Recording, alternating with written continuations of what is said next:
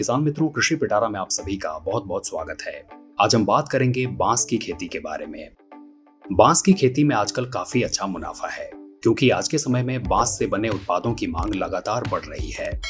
बांस का उपयोग कई प्रकार के कामों जैसे कि कंस्ट्रक्शन, फ्लोरिंग, फर्नीचर, हैंडीक्राफ्ट और बच्चों के खिलौने आदि बनाने में किया जा रहा है। केंद्र की एनडीए सरकार ने साल 2018 में बांस को पेड़ की कैटेगरी से हटा दिया था। ऐसे में आप बिना किसी बाधा के बांस की खेती शुरू कर सकते हैं। पर हाँ, आपको यह ध्यान रखना होगा कि सरकार द्वारा दी गई छूट का फायदा सिर्फ निजी जमीन पर बांस की खेती के लिए मिलेगा, ना कि फॉरेस्ट जमीन पर, क्योंकि वहां पर वन कानून लागू होता है। किसान मित्रों, बांस की खेती शुरू करते समय उन किस्मों का चुनाव करें जिनकी व्यवसायिक दृष्टि से बाजार में अच्छी मांग है। आपको बता दें कि बांस की लगभग 136 प्रजातियां होती हैं। इनमें से लगभग 10 प्रजातियों का उपयोग सबसे ज्यादा होता है। आप अपनी जरूरत के अनुसार बांस की किस्मों का चुनाव कर सकते हैं।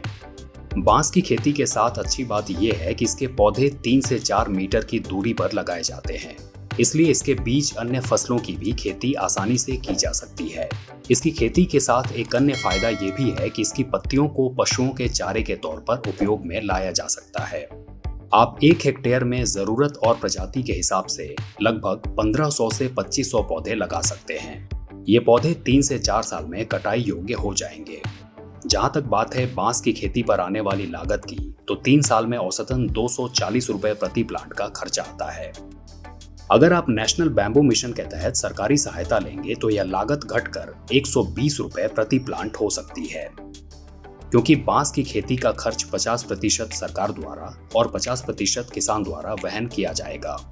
सरकारी शेयर में नॉर्थ ईस्ट को छोड़कर केंद्र की 60% और राज्य की 40% हिस्सेदारी रहेगी। किसान मित्रों, अब कार्यक्रम के अंत में बात करते हैं बांस की खेती से होने वाली आमदनी की।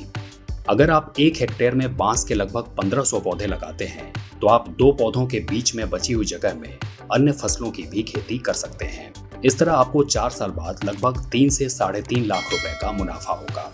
आपको बता दें कि बांस का एक पौधा लगभग 40 साल तक चलता है। हर साल इसके रीप्लांटेशन की जरूरत नहीं होती है। तो किसान मित्रों, ये था आज का कृषि पिटारा, जो कि केंद्रित था बांस की खेती पर। आप सुनते रहिए रेडियो पिटारा। मिस्ड कॉल लगाओ, सुनते जाओ।